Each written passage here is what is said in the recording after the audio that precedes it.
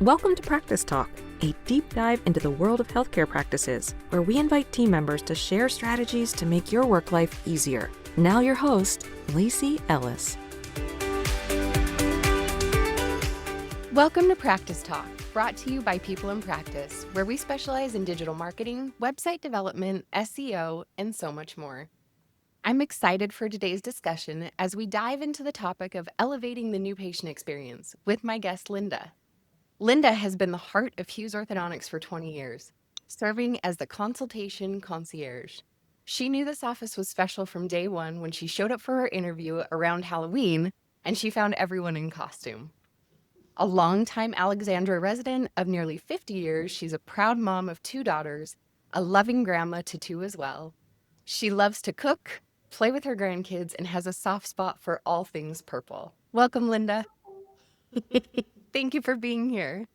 Thank you. I'm excited. And I am wearing purple. I noticed that. That makes sense. So as a reminder to our listeners, don't worry about taking any notes today. We will put together a printable that you will be able to download for free from our website filled with the details of today's discussion. So Linda, I'm excited to dig into how you elevate the new patient experience in your practice. And my first question is this. Most offices have a treatment coordinator. And in your office, your title is Consultation Concierge. So I can tell instantly that your practice takes a different approach to this role. And I'd love to hear more about this. Well, from the first time they come in till they leave, I'm with them. I greet them. I have their name on the welcome board. I greet the children first and call them by name. Then I take them on a tour of the office, starting with, showing them everything we have, telling them this is where the magic happens in the clinic, and then sharing with them, we're involved in communities and sports, and coming around to the end of the tour with showing them the doctors and their families. And then I do have one special feature that is a secret door. So I, in the tour so you saw where the magic happens. Do you want to see where the magic begins? And then I open the wall and they're like, wow. I love that. That's so much fun. And then going from there, I, communicate with them. I find out what grade they're in, what sports they're into, how was their day. Then talk to the family about what are they looking for, how they hear about us. And then I'm also the one that takes the records and, walks them through that process, which would be taking a panoramic image, a cephalometric image, some photographs, and a scan. Mm-hmm. And then I will sit down with the doctor and the patients and listen to what the doctor has to talk to them about, and then I can finish the appointment with answering any of their questions. If finances are needed, get finances, get their appointments. We do have a t-shirt that we give them, and I tell them about our contest. And I love my job. I've been here 20 years, and I love people, and I've had several special people that have walked in nervous or scared and walked out giving me a hug. So, well, I know you definitely nailed the new patient experience simply based on, not just because I know you and think you're wonderful, but simply based on the fact that you guys get so many good reviews, and often the name Linda shows up in those reviews. So great job in what you're doing. I can definitely tell. I think so many offices have the same, kind of protocols. They greet the patient, they walk them through what to expect, they take them on the tour, and they do all that. But it's really the person that makes it special. Just like any office, every office can have all the new technology and the iteros and all the bells and whistles, but if they don't have the right people in the right places, that's really the magic sauce, it really is. Yeah, it's important to connect with them from the minute you say hi, see how they're feeling. What can I do to make them comfortable? Do I need to go a little slower? Getting on their level on what to do. Sometimes I even have some of the little ones sit on my lap while I'm downloading the pictures. So I'm very comfortable. My bubble's not huge. And so. That's wonderful. So, what do you feel like is the most valuable information that your team can collect for you about that patient during the new patient phone call, that really helps you during the exam? I know that really sets the tone for what you are doing. That's like that first touch they have with the office. But what information can that person gather for you that really helps you or changes the experience you can give? So when they actually get the call, they ask them about, what are they looking for, how they hear about us. But I also reiterate that to them when they first come in. Most of our calls are taken by Starterloo, which is a company that gets all the new patient calls. Okay. But we do ask them to find out why are they calling, what's going on, how can we help them, how did they hear about us, are there any concerns? Another thing which is real important is if they do have insurance, we try to like to get that first so that we can have everything ready. So by the time they're ready to move forward, we have all of our information. I don't have to say, oh, now hold on, I got to go check their insurance. So that's a really big part. But I do, try and look at the new patient paperwork if they can get that to find out if there's any specials that I need to address with the children. If I had a special needs person, I understand that, and then I can, work with that and help them through that instead of just like coming on strong and going, and then they're like, well, hold on. So just out of curiosity, did you say it was Startaloo? Is that what? Yes, Starterloo is who, so when you call in, if you're a new patient, you press 1 and it goes straight to this company that takes our new patient phone calls. Okay. Now, sometimes we have parents of patients who've been here before. Sure. So they just, click on talk to the receptionist. And then, of course, we can also take their phone call. So I know when I was treatment coordinating, when a new patient phone slip came to me, there would be like extra notes about like heard a baby crying in the background, maybe talk to mom if they have a baby, or I really encouraged my team at the front desk to use the same verbiage on the form that the actual parent or patient was using so that I could talk to them on that level. I always found that to be super helpful. Like if mom says, oh, my kid has shark teeth and they're just coming in everywhere, then I can address it in that language, saying, instead of saying the teeth are erupting out of pattern or something like that, I can be like, oh, I know you said that there's some shark teeth issues going on. Let's take a look at that and see what we can do to help. So I do think it's about really listening to what people say. And I know you know this, and you're really good at it. And then watching that body language and really, making sure if somebody looks uncomfortable, there's usually, I didn't answer a question all the way, or there's something more that I need to explain, or oftentimes it's just, they're not understanding maybe what the treatment plan recommendations are and things like that. So Right. I find all of that to be super helpful. Anything I can get in the onboarding process and then use throughout that exam is always super helpful for me. So. And that's why I do look over the new patient paperwork before they come, if they have it. I do have a form that I, look at the patient right before. So I know if they have insurance, I know, do they have a sibling here? How were they referred to us? So I already have a lot of information. Is there any medical things that I need to know about? Or is there anything I need to address with the doctor first? So when I do leave the patient to go get the doctor, I sit with the doctor and say, hey, this person's new, they've never had anyone here before, or hey, they have a sibling who's already in treatment, or, just giving him as much information, or hey, they're in the 4th grade and they're at St. Mary's and they play soccer, so that he can come in and he's not repeating the questions that I've already asked. I love that. Yeah, I think that's really helpful. Yeah. So we like to get questions or comments from our listeners and our people in practice clients about our topic. So let's listen to our first question. Our doctor is considering starting to charge for the NP exam, and I understand that his knowledge and time are valuable, but I am worried this will reduce the amount of overall exams we will have scheduled with us. We tried that. It didn't really work. We did find that having the free consultation and the records and everything we do in that consultation is free, but it's benefiting us as well as the patient. But if the patient's like, hey, I'd like to have my records and I'd like to go to another orthodontist, then there would be a fee for the records.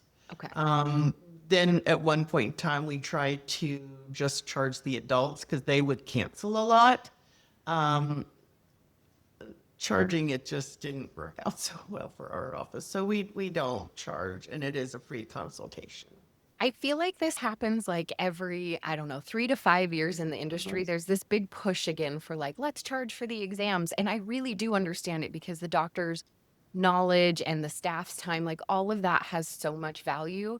But my thought has always been, okay, so let's say you charge $125 or $250 for an exam, and that stops is like the barrier to maybe 10 people that came in. Let's say you started 5 out of those 10. The difference in the production for the office versus the, for the exam versus the start is so much different. I think if they can go to another place and get a free consultation, they're going to go there instead of coming here. So. I mean, I think unless the whole industry shifts and starts to charge for exams across the board, which I don't see happening, I think this is how it's going to be. And I also think, I've been in the industry for a long time. We won't say how long. It's been a while. But longer than me? Maybe. No, probably not. But we're probably neck and neck. But I, even when it was time for my son to have treatment, I pretty much knew the office that I wanted to take him to. But just out of pure curiosity, I took him to 3 exams. And if I had been charged for that, I probably would have only taken him to the 1. And it really, I think, would have limited our knowledge of who we were choosing and why we were choosing them. And I mean, it's a commitment, not just financially, but this is somebody who's going to have their fingers in your mouth or your kid's mouth. And like, that's a big decision to make. You're going to see these people for, a couple years, every 6 to 8 weeks, depending on what technology that office is using. So I just think it's okay that people go and do their homework. I encourage second and third opinions because they're going to come back to you if you guys are doing, which I know you are, they're going to come back to you guys because you showed them not only the knowledge and the experience of the doctor, but the heart that you guys put into treatment. There's a difference there. Yeah, that's exactly right. And we have some of the dentists have ortho in their office. Sure. And so we've gotten second opinions from there, but they come here. And we want them to feel comfortable and confident with whoever they choose. So yeah. Well, I mean, I think there's still an education gap out there with the knowledge that like, hey, did you know your orthodontist is actually a dentist who went to further their education to specialize in moving your teeth? I just think if people really understood that, there might be more value placed on choosing a specialist over your dentist, which I'm not saying dentists in some cases aren't qualified to do some of this movement, but it's different when you're going to a specialist. It's a different level of care. So absolutely. Well, let's listen to our next question. Our doctor is amazing and has so much knowledge that he loves to share during the exam. But sometimes he is not reading the body language of the patient or parent well and does not realize that he is starting to lose them, details that are over their head. How do I kindly signal him that it's time to wrap things up? Well, Keith, so that happens sometimes. And we have on our computer, we have a sidebar that has who's waiting. And so sometimes I'll just kind of like put my hand towards the computer and say, I'm not really even saying anything. And then I'll look at him and then he'll understand. But most of the times, the doctor leaves it to me to answer the questions or tell about the brackets or attachments or, options. Because we talk about that before we come into the exam together. So he can get in, reiterate what he said about the patient, tell them, what it will be, how long it will be. And instead of saying, do you have any questions? If he thinks that they have a question, he'll go ahead and say, do you have a question? If not, he'll turn it over to me and said, Linda, can help you talk about what you can and cannot eat, the types of brackets we have, how long the appointment, so I would normally talk about all of that. So I think both of my doctors are very tuned in to coming in, being about the patient, and then passing it on. So That's great. I think it really is helpful to have, it takes a little time, but building that relationship with a doctor where you have that trust that the doctor can truly say, I'm going to leave you with my expert. And you really, truly know what you're talking about. And he knows you can answer all I'm your many orthodontists. Exactly. Really, no. I know the doctor that I worked for the longest, he just loved to share how much he knew about, moving teeth and what happens to the bone remodeling and all of this stuff. And you can see it on the mom's face when she's just like, I got it. Like, okay. So we actually came up with, we sat down and talked once and I was like, hey, I know sometimes you get super excited, but is there a way that I can signal you so that all right, you've done your job here. Now it's time to exit and gracefully. And so, it was a bright lime green note, like Post-it note. And the only time that was out on my desk is when it was a signal to him that it is time to leave. So I would just ever so slowly pull it out and set it on the desk. And when he saw it, he's like, all right, well, I think I will leave you with Lacie now. That's great. That's great. And I am very confident that our doctors are doing well in that now. And like you said, I would just say, oh, chair 4, or, Yeah. And then he's like, okay. Because the last thing you want is a clinic full of frustrated patients and chairside assistants. So it's good to stay on track there. Yeah.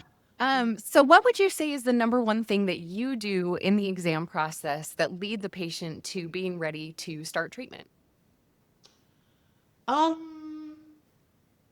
I'm always moving forward positive and talking like they're going to start. So I'm like, if you're ready today, we can set up that appointment.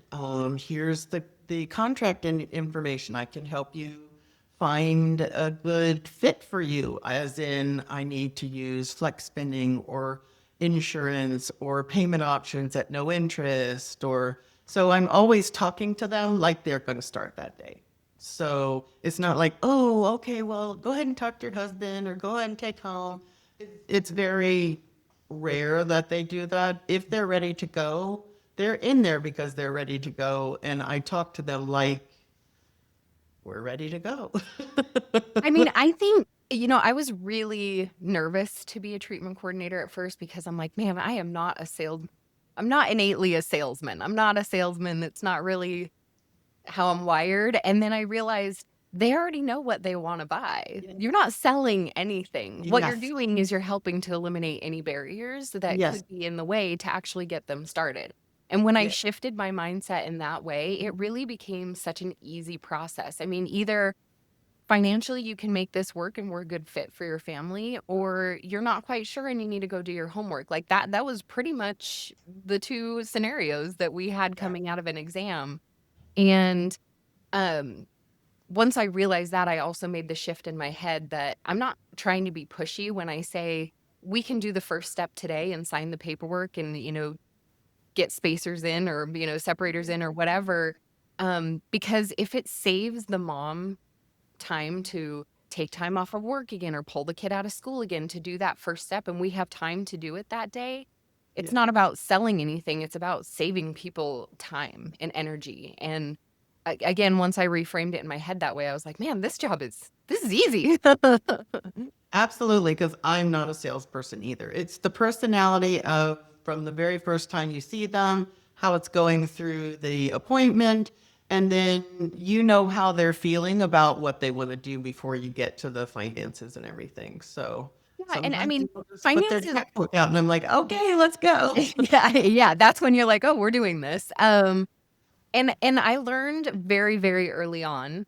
I was really scared to ask for or let people know that we offered a courtesy reduction for a payment in full, just because I was like, man, that just seems that again, that felt pushy to me almost. And then when I didn't offer it to a family because for whatever reason, I just assumed that wasn't going to work for them and I didn't want to make them feel uncomfortable.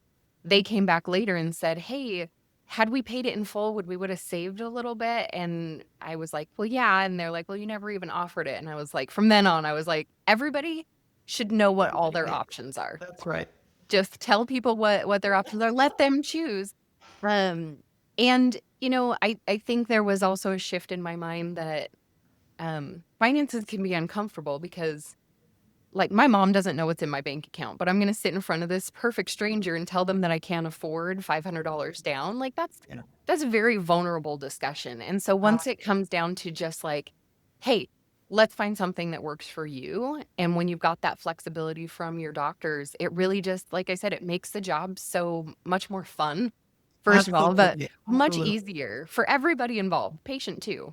So yeah, I felt the same way. I felt like, I got to get finances. And I'm like, ooh, thousands of dollars are really a lot of money actually for me. And I'm like, but when I started doing the finances and being able to show them on the screen, this is our down payments, monthly payments at no interest. And then I'd move over quickly to the 2% if you say with your credit card. And then I talk to them about points and they're like, stop. I want my points. Well, I mean, we have, percentage off for banking information. We have a percentage off for credit cards. And then we also have interest-free with flexible payments. So that's awesome. So my last question is something that comes up very often when I'm speaking with practices, and it's the age-old dilemma of how do you handle the comment that I need to go home and talk to my spouse? What are your thoughts about this? So yes, we handle those too. So I say sometimes I'm like, if you want to talk to them now, I can step out for a few minutes. So sometimes they do, sometimes they don't. Yesterday I had someone, her husband was overseas in the military. So I said, that's perfectly fine. We need you to be comfortable with, what you decide. So I'm emailing this to you and I will call you back in a couple of days. Is that all right? And they're like, yeah, sure. Yeah. So, I try and get them to talk to their person same day if they can, or if a mother and father come in, then I say I can step out while you discuss if you'd like. So trying to get it on the same day is most important, but sometimes you have to say, I agree, I'll email this to you, but then I will reach back out to them. I won't wait for them to reach back to me. I think that's so smart. I know one of the offices I worked in, we implemented it was in the new patient phone call where we would say, we're going to go over a lot of very detailed information, and it's best if all financial decision makers can be present at that exam, if it's possible. Now, divorce cases, you don't always want both of those parents in the room for various reasons or something like that. Or like, dad's overseas or mom's overseas and can't be there. All of those things are understandable. And I think, again, there was a mind shift for me that happened when my son went through treatment himself, that I was like, I mean, you're talking about thousands of dollars. There probably is a world where the wife does need to go talk to the husband, or the husband does need to go talk to the wife, because you may have to be shifting budgets around or taking money out of this or putting money there. Like it's a big expense. And I do think it makes sense that families might need to talk about it. But like you said, I think that's perfect. Making it as simple as possible to be like, hey, while you're here and I can answer any questions you might have, I can step out of the room. You can give them a call and just chat about it. That's easier. If not, like you said, I'm going to send you with all the information. I'm going to check back in with you in a couple of days. So. But it's important that we check back with them, not waiting for them to check back with us. Absolutely. Absolutely. Well, I really hope you enjoyed our conversation today as much as I did. Thank you so much for your time and for sharing your valuable insights, Linda. You are a gem. Thank you. I enjoyed it too. Good. I love you all. So, our goal with this podcast is to give you truly tangible items that you can use in your day-to-day life at the office and to elevate the voices of the people that actually work in an office and sit in the same chair that you sit in every day. We would love to hear from you with topic or guest recommendations, as well as any questions or comments about things that you are dealing with in your practice.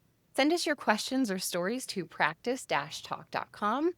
Please subscribe and share this episode with your friends and family that might find these conversations helpful and or interesting. And don't forget to listen to our original podcast called The Golden Age of Orthodontics, hosted by the founders of People in Practice, Dr. Leon Klempner and Amy Epstein. Until next time, thank you for joining us on Practice Talk, where your voice has value. Thank you for listening to the Practice Talk podcast. Head over to practice-talk.com to ask us questions or tell us your stories. Until next time.